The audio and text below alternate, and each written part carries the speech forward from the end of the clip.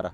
देखो मैं कोशिश करूँगा मेरे से जितना हो सकेगा, बहुत चीज़ें मैं भी छुपाऊँगा, क्योंकि मेरे को भी वहाँ जो लोग देख रहे हैं मैं उनको डिप्रेस नहीं करना चाहता। ठीक है, बहुत चीज़ें मैं भी छुपाऊंगा, बहुत चीज़ें जो आपको और बताने वाले हैं वो भी छुपाएंगे, लेकिन मैं अपनी तरफ से पूरी कोशिश करूंगा कि जितना मेरे से हो सके, जहाँ तक मेरा दायरा है वहाँ तक खींच के ले जाऊँ आपको सच बताने के। तो इसलिए चीज़ें ध्यान।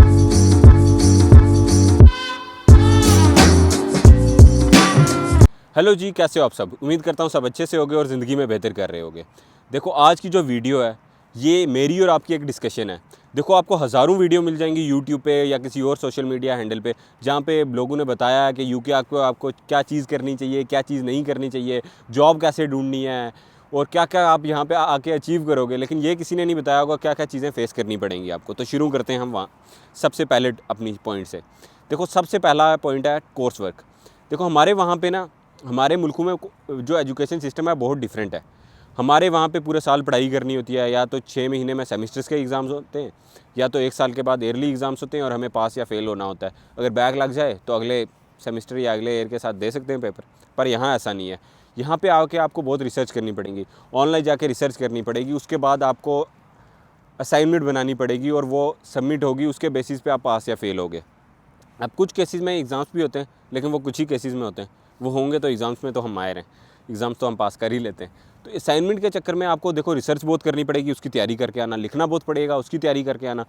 कुछ लोग इसमें लूप होल निकालेंगे कि वो असाइनमेंट कंपनीज़ को देंगे, ठीक भी है, वो टाइम बचा रहे हैं अपना। लेकिन उसमें भी एक चीज़ का ख़ास ध्यान रखना कि अगर आपने असाइनमेंट बनाने के लिए दी है तो लास्ट वाले दिन मत सबमिट के जब करानी हो उसी दिन आपको असाइनमेंट मिले, आप सीधा उठा के सबमिट कर दो। उसमें आपके फेल होने के चांसेस बहुत बढ़ जाएंगे।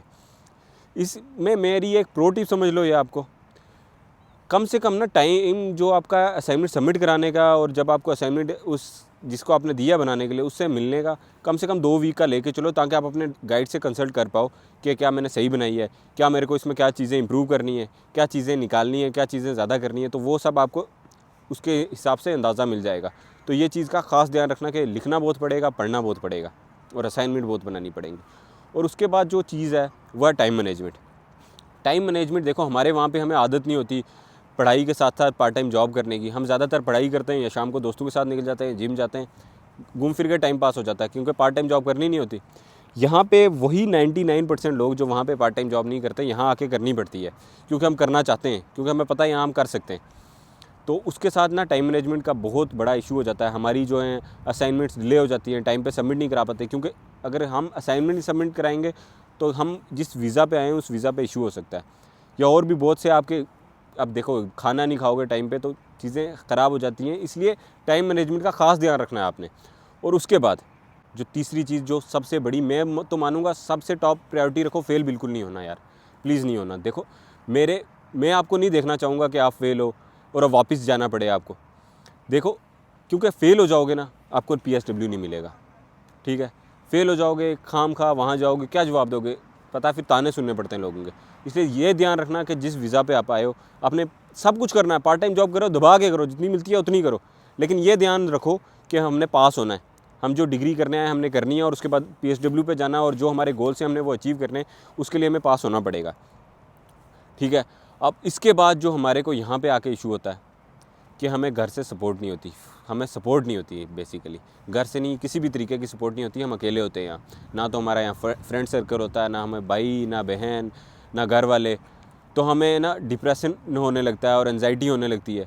अब वो आपने खुद को खुद ही मोटिवेट करना है, खुद को खुद बूस्ट करना है कि नहीं मुझे करना है, मैं इसीलिए आया हूँ घर से।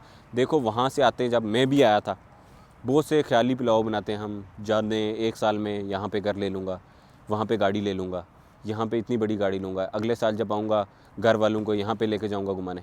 चीज़ें होती हैं आहिस्ता, हर चीज़ का एक टाइम होता है, हर चीज़ एक टाइम पे मिलती है इंसान को। तो बस आपने उम्मीद जो है वो पकड़ के रखनी है, उम्मीद बिल्कुल नहीं छोड़नी और डिप्रेस बिल्कुल नहीं होना और ख़ुद को खुद सपोर्ट करना है।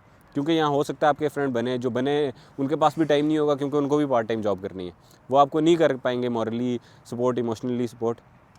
तो जहाँ से हो अपने आप को बूस्ट करते रहो। ठीक है, और मैं तो बोलूँगा उम्मीद का दामन ऐसे पकड़ो जैसे आपने सोच लिया ना कि हमने पोंड पकड़ने हैं, जिस हाथ से ऐसे खींच के, वैसे उम्मीद को पकड़ के रखो, तो फिर ना कामयाबी आपका रास्ता चूमेगी। जब आप ये आपको सपोर्ट नहीं मिलेगी, उसके बाद क्या होता है हमारे वहाँ पे, क्या हम सोचते हैं कि हमने NHS का वो कराया है, अगर छोटी मोटी हमें बीमारी है हम वहाँ जाके फ्री में ठीक कराएंगे। ऐसा नहीं होता यहाँ पे माना आपने भी इंश्योरेंस पे किया, मैंने भी इंश्योरेंस पे किया है, और जो आने वाले हैं वो भी करके आएंगे। लेकिन होता पता क्या है यहाँ आके, ये आपको इधर का मेडिकल सिस्टम में क्या ही बोलूँ, इतना बेकार है, इतना बेकार है, पूछो मत।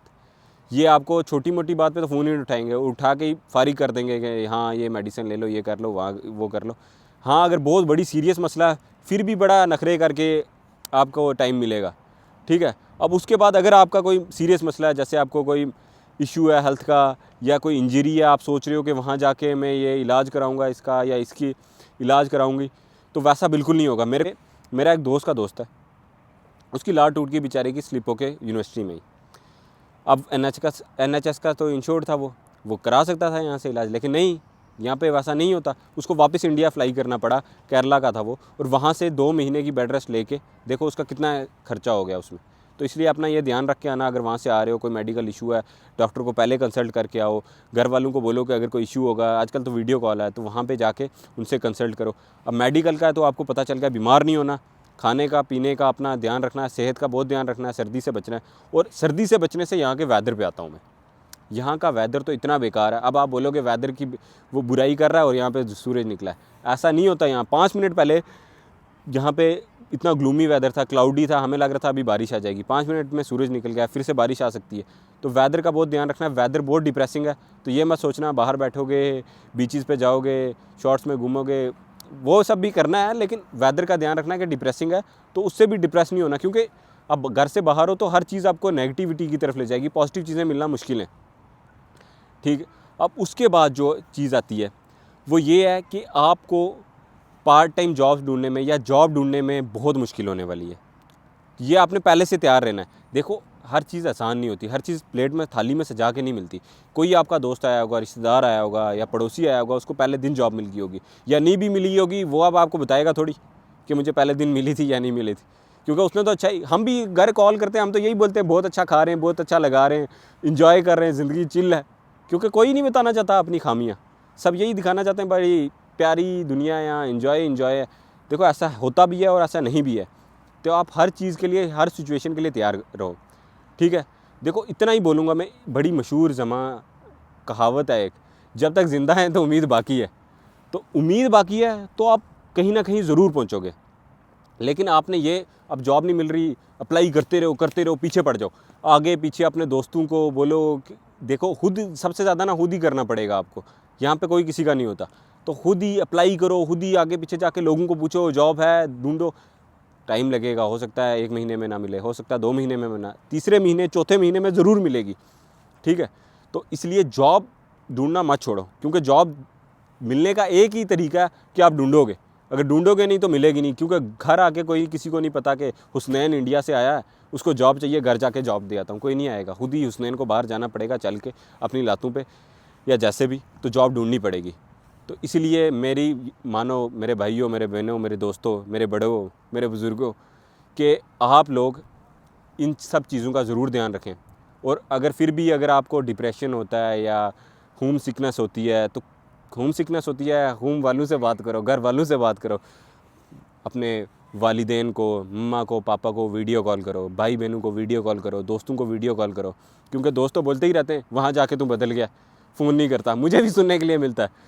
इसलिए उनको फ़ोन करो, जब डिप्रेस हुए, आपको लग रहा है अकेलापन फील हो रहा है, सीधा फ़ोन उठाओ, फ़ोन कर लो। एक तो वो खुश भी हो जाएंगे कि ये बाहर है, इसने हमारे लिए टाइम निकाला, क्योंकि हम कुछ कर रहे हूँ या नहीं कर रहे हूँ, हमारे जो घर में बैठे हैं दोस्त, घर वाले, उनको ये लगता है ये हर टाइम बिजी है, इनने हमारे लिए टाइम निकाला तो हम कितने ज़रूरी हैं। इनको ज़रूरी होने का एहसास कराओ और ख़ुद भी होम सिकनेस से बचो, क्योंकि होम सिकनेस होगी, घर जाने का दिल करेगा, बोलेगा बेकार कंट्री है, वापस चला जाता हूँ। और जाने के बाद, जैसे मुझे और भाई को, मैं तो एक टाइम के बाद एक्सेप्ट कर लिया था कि आप वापस नहीं जाना, लेकिन मेरे बड़े भैया AKA बिलाल भाई, उनका आपको पता है, ऐसे बड़े वो कॉन्फिडेंट रहते हैं, लेकिन वो बीच से ना उनको इतनी होम सिकनेस हो गई थी, अभी घर गए थे, बोलते वापस नहीं जाते, मैंने पकड़ के घसीट के जहाज़ में उठा के लाया। होम सिकनेस किसी को भी हो सकती है। मुझे भी कहीं ना कहीं अभी ऑप्शन मिले कि मैं इंडिया में बेहतर कर सकता हूँ, ये कर सकता हूँ, क्या पता मैं 10 मिनट के लिए सोचूंगा, लेकिन अब नहीं सोचूंगा मैं, जब से घर से वापस आया हूँ, क्योंकि मैंने चीज़ें देखी हैं, वहाँ भी थाली में सजा के नहीं मिलेगा, मेहनत करनी पड़ेगी। तो वो मेहनत, अब यहाँ आया हूँ, मैंने एक स्टेप उठाया है, ठीक है, इतना ज़िंदगी का बड़ा, तो अब यहीं पे टिक के बैठना है। सांस चल रही है तो उम्मीद बाकी है, तो उसी उम्मीद के सहारे बैठना है। तो इंशाल्लाह आप भी बेहतर करोगे, मैं भी बेहतर करूँगा। लेकिन होम सिकनेस को पास मत आने दो। दोस्तों को इंपॉर्टेंस फील कराओ, कॉल करके, वीडियो कॉल करके। इन सब बातों का मेरे बताने का मकसद यही था। देखो पिछले दिनों में ना हमने ये सब वीडियो नहीं डाली, हम घर गए व्लॉग डाले, हमने सोचा ये सब वीडियो नहीं डालेंगे, क्योंकि यार जहाँ पे यूट्यूब पे देख रहे थे सब यही डाल रहे हैं, यहाँ आओ, ये ऐसा है, ये वैसा, सच्चाई कोई नहीं बता रहा। देखो मैं कोशिश करूँगा, मेरे से जितना हो सकेगा, बहुत चीज़ें मैं भी छुपाऊँगा, क्योंकि मेरे को भी वहाँ जो लोग देख रहे हैं, मैं उनको डिप्रेस नहीं करना चाहता। ठीक है, बहुत चीज़ें मैं भी छुपाऊँगा, बहुत चीज़ें जो आपको और बताने वाले हैं वो भी छुपाएंगे, लेकिन मैं अपनी तरफ से पूरी कोशिश करूँगा कि जितना मेरे से हो सके, जहाँ तक मेरा दायरा है वहाँ तक खींच के ले जाऊँ आपको सच बताने के। तो इसलिए चीज़ें ध्यान में रख के आओ। देखो ऐसा नहीं है कि मत आओ, नहीं भी आओगे तो वहाँ कुछ ना कुछ अल्लाह ने बेहतर लिखा होगा, भगवान ने बेहतर लिखा होगा। लेकिन आपने अगर आए हो, खुद को मोटिवेट करो, खुद को बूस्ट करो, मुझे भी बूस्ट करो मैसेज करके, मुझे भी सपोर्ट करो कमेंट सेक्शन में कि भाई आपने क्या बातें की है, भाई संदीप महेश्वरी हो आप भी छोटे हैं तो ताकि मैं आपको ऐसे बूस्ट करता रहूँ। तो फिर मिलते हैं किसी ऐसी वीडियो में, तब तक के लिए बूस्ट रहो और पीस आउट।